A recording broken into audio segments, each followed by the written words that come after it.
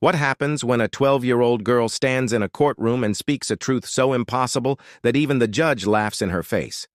In a place where justice lives in paperwork and precedent, her words spark mockery, disbelief, and then something nobody expected. Before long, silence falls, and every eye turns to those heavy wooden doors. Because sometimes the truth doesn't knock politely, it marches in with purpose. Before we begin, which city are you watching from? Drop it in the comments below, and if you love stories about courage and hidden heroes, hit that subscribe button so you don't miss what happens next. The courtroom of Harrison County had witnessed countless battles, custody disputes, bitter divorces, families torn apart by circumstance and choice. Sunlight filtered through tall windows, casting long shadows across polished wood and anxious faces. Marcus Chen sat at the petitioner's table, his tie loosened from nervous hands. He was a high school teacher, a good father by every measure, and today he was asking the court for full custody of his daughter.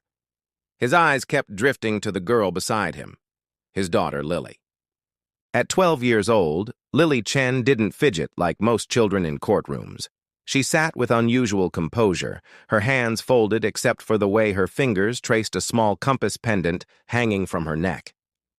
The brass caught the light occasionally, a quiet anchor as she prepared herself for what was coming. Judge Robert Hayes entered with the sharp precision of someone who'd spent decades in uniform before taking the bench. His naval service showed in every efficient movement, every measured glance. He settled into his chair and addressed the room. "We are here to finalize the custody matter of Lily Chen," he announced. "I note again that the respondent, Commander Sarah Quinn, remains absent from these proceedings." A murmur rippled through the gallery. Marcus's attorney stood presenting evidence meticulously organized on poster boards. Missed birthdays circled in red, unanswered school calls highlighted, medical appointments attended by father alone. "Mr. Chen has been the sole present parent for years," the attorney argued. "Commander Quinn disappears for months without explanation, without documentation, without proof of legitimate necessity. We request full custody with only supervised visitation should she ever choose to appear." Judge Hayes made notes, his pen scratching against paper with surgical precision. He looked to the opposing counsel. "Ms. Bradford, your response?" Jennifer Bradford rose smoothly, her expression professional but sympathetic. "Your Honor, the facts speak clearly. Commander Quinn claims operational commitments prevent her attendance. Yet she provides no commanding officer statement, no official documentation, not even a coherent description of her duties. This pattern demonstrates where her priorities truly lie, and it's not with her daughter." The judge's gaze shifted to Lily. His tone softened slightly. "Miss Chen, I'd like to hear directly from you. Please approach the witness stand." The room fell silent as Lily stood. Despite her small frame, she walked to the witness chair with steady steps. After being sworn in, she sat with that same composure, thumb never leaving the compass pendant. "Tell me about your mother," Judge Hayes said gently. Lily's voice was quiet but clear. "She loves me. She can't always be here, but it's not because she doesn't care." "And why can't she be here?" the judge pressed. "Does she explain where she goes?" "She can't," Lily answered, eyes fixed on the judge. "It's classified." A ripple of skeptical laughter moved through the gallery. Judge Hayes frowned. "Classified? What exactly does your mother do, Miss Chen?" Lily hesitated. Her thumb traced what looked like a deliberate pattern on the compass, almost like Morse code. She glanced at her father, who gave a subtle nod of support. Then she lifted her chin. "She serves in a special operations program," Lily said clearly. "She's one of the first female Navy SEALs." The courtroom erupted in barely suppressed laughter. Even Miss Bradford couldn't hide a slight smirk. Judge Hayes removed his glasses slowly, his patience wearing thin. "Miss Chen," he said, voice cutting through the noise, "I served 22 years in the United States Navy. There are no female SEALs. Such a program does not exist." The laughter grew louder. Lily's cheeks flushed, but she didn't look away. "She is," she said fiercely. "I'm not lying." "This court does not appreciate fabrications," the judge said sharply. especially ones that dishonor real service members. Marcus half rose from his seat, anger flashing across his face. Your Honor, my daughter is not a liar. Sit down, Mr. Chen, or I'll hold you in contempt, Judge Hayes snapped. Then back to Lily. You have one more chance. Tell the truth this time. Why does your mother miss these proceedings? Lily's composure finally cracked, but the conviction in her voice remained absolute. I am telling the truth. She serves our country. She can't tell us where or what she does, but she loves me, and she's a hero, and nobody believes me. The laughter faded into uncomfortable silence. Ms. Bradford approached for cross-examination, her smile painted with false sympathy. Lily, she began smoothly, has your mother ever told you to say these things? No, Lily shot back immediately. I figured it out myself. You figured it out? Bradford raised an eyebrow. How does a child figure out something so extraordinary? I saw her training journal when I was 8, Lily said, finding strength in her words. I overheard secure phone calls. She has scars most people don't get from desk jobs. She knows things. I put it together. So you've been spying on your mother? Objection, Marcus's attorney barked, badgering the witness. Sustained, Judge Hayes muttered, but doubt still colored his expression. Before Bradford could continue, a uniformed bailiff hurried to the bench, whispering urgently in the judge's ear. Judge Hayes's expression shifted rapidly, from annoyance to surprise to something unreadable. This court will recess for 10 minutes, he announced abruptly. Counsel, approach the bench before leaving. Confusion spread through the room. Lily returned to her father's side, clutching the compass so tightly her knuckles went white. Marcus leaned close, whispering, Whatever happens, sweetheart, I believe you. The gallery buzzed with speculation as minutes crawled by. And then the doors at the back of the courtroom creaked open. Not fully, just enough for the sound to carry. But that sound alone was enough to freeze every conversation, every whisper, every doubt that had filled the room moments before. Something was coming. The courtroom fell into absolute silence. Even the dust motes seemed to pause in the beams of afternoon light. All eyes turned to the heavy double doors as the bailiff placed his hand on the handle. With deliberate motion, he pulled them open. The ancient hinges groaned like a warning bell. The gallery leaned forward. The attorneys froze mid-gesture. And Judge Robert Hayes, who prided himself on never being caught off guard, rose involuntarily to his feet. Through the doorway stepped Commander Sarah Quinn. She wore full navy dress blues, the fabric pressed sharp enough to cut glass. Polished metals gleamed across her chest, catching light with each stride. The silver insignia at her collar was unmistakable to anyone who'd served. It spoke of rank, sacrifice, and years of service that couldn't be faked. Her posture was parade ground perfect, shoulders squared, eyes forward, chin lifted. She wasn't particularly tall, but the command presence she radiated made her seem larger than life. Behind her marched 6 figures in formation, 3 men, 3 women, each in identical dress uniform. Their synchronized footsteps echoed across the marble floor, boots striking a cadence so precise it silenced even the most skeptical observer. The air itself changed. Authority, discipline, and something undeniable filled the space. Lily's breath caught. She released her grip on the compass pendant as if it had suddenly completed its purpose. "Mom?" she whispered, too quiet for anyone but her father to hear. Marcus Chen froze, torn between disbelief and vindication. His hands gripped the table edge, knuckles white. He'd waited years for an explanation, but nothing could have prepared him for this. Commander Quinn advanced down the center aisle. Each footstep carried the weight of secrets finally stepping into light. Behind her, the 6 operators formed a precise line at the respondents' table, stone-faced, hands clasped behind backs, a living wall of silent validation. When Sarah stopped before the bench, she snapped into a salute so crisp the sound cracked through the silence like a gunshot. "Commander Sarah Quinn, United States Navy, reporting as ordered, Your Honor."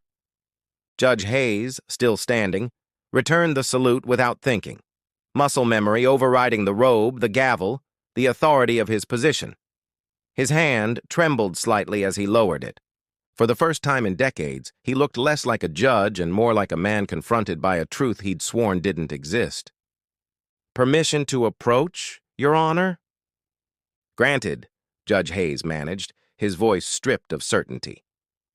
Sarah stepped forward and handed a sealed folder to the bailiff, who delivered it to the bench with both hands, as if it were too heavy with consequence to handle casually. "These documents were declassified this morning for the purpose of this hearing," Sarah said. "They confirm my status, my service record, and the operational necessity of my absences." The judge sat slowly, adjusting his glasses with shaking fingers. He opened the folder. Silence blanketed the courtroom, broken only by the faint rustle of pages turning. His eyes widened incrementally with each page. By the fourth, his mouth had parted slightly. By the eighth, he exhaled a long breath that was half admission, half surrender. Behind Sarah, the 6 operators moved in perfect unison to stand directly behind Lily. It wasn't casual. It was choreography, a symbolic shield erected around the girl who had carried her mother's truth when no one else would believe. One of them, a tall woman with the calm bearing of a veteran, Lieutenant Maya Torres, placed her hand gently on Lily's shoulder before resuming her rigid stance.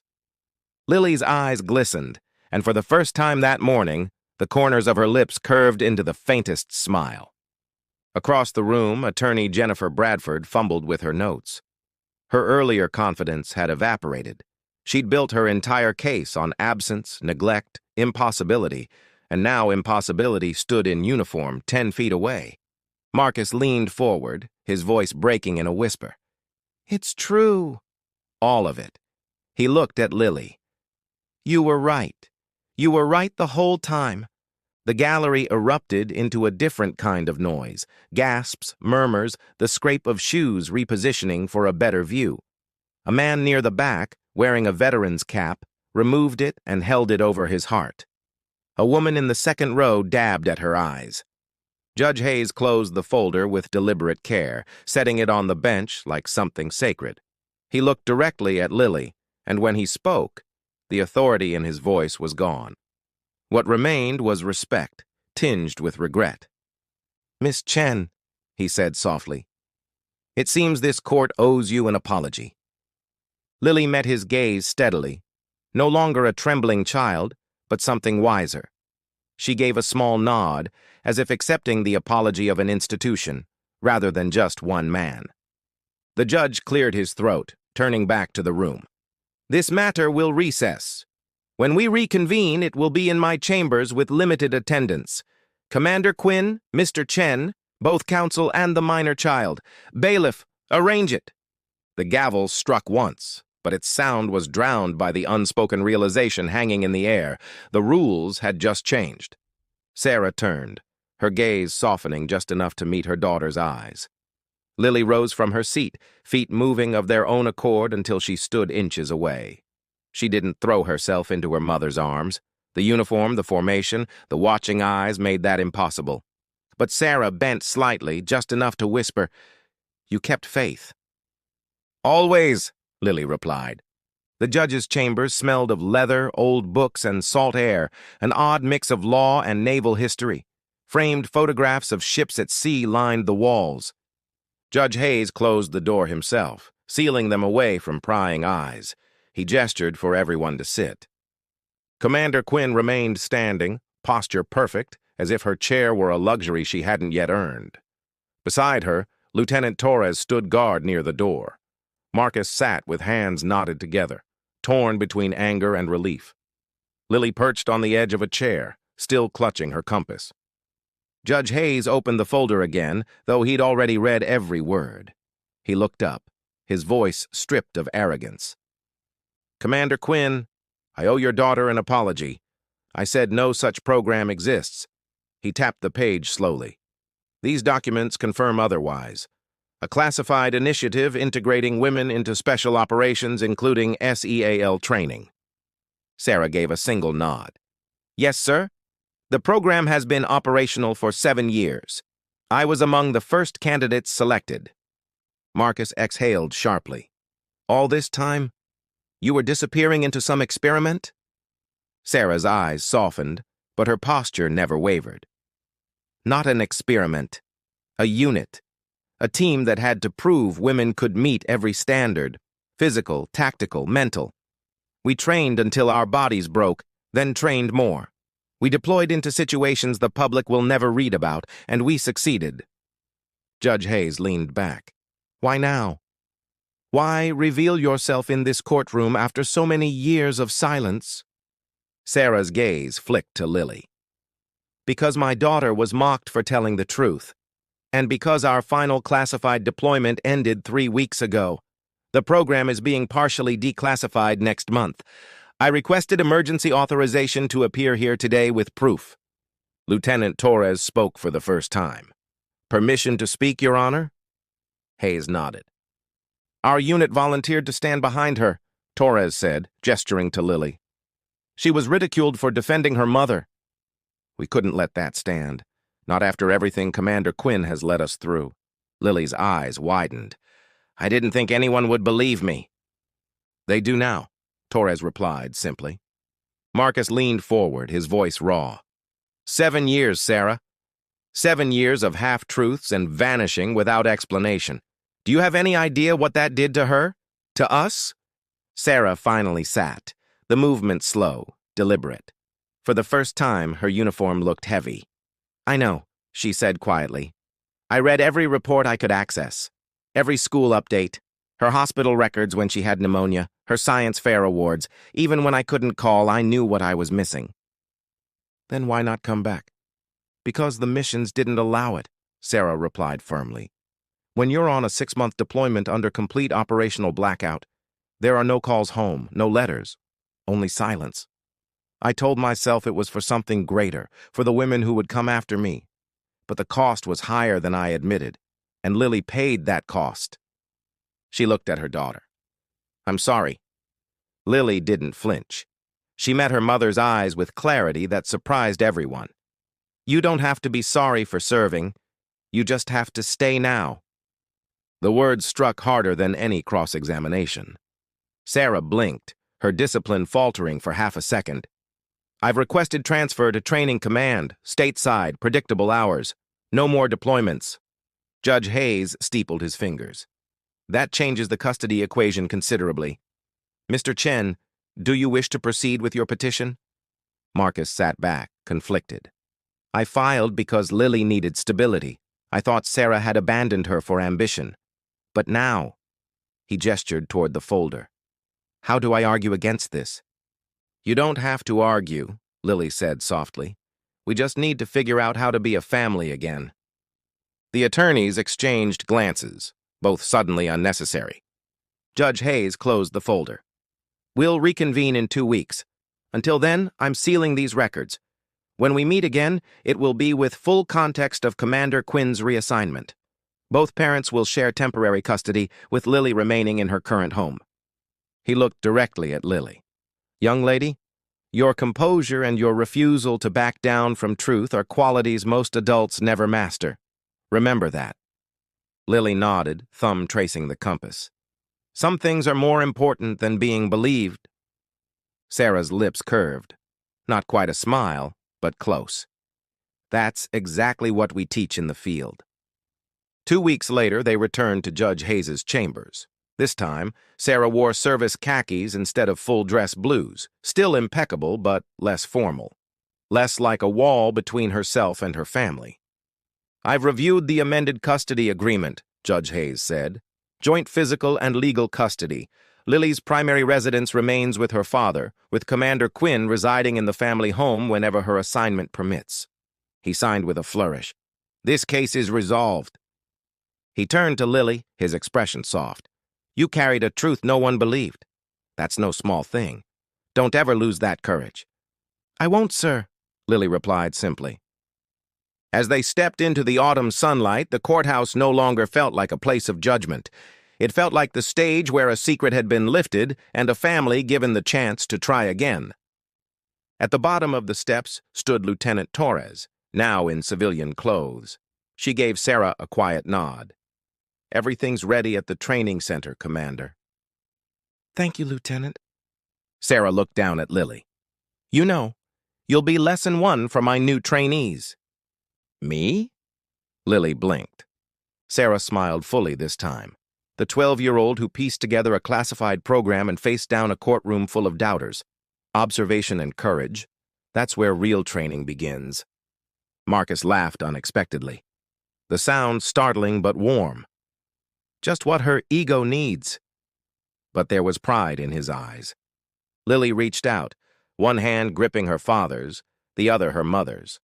For the first time in 7 years, they were connected, physically, undeniably. "Home?"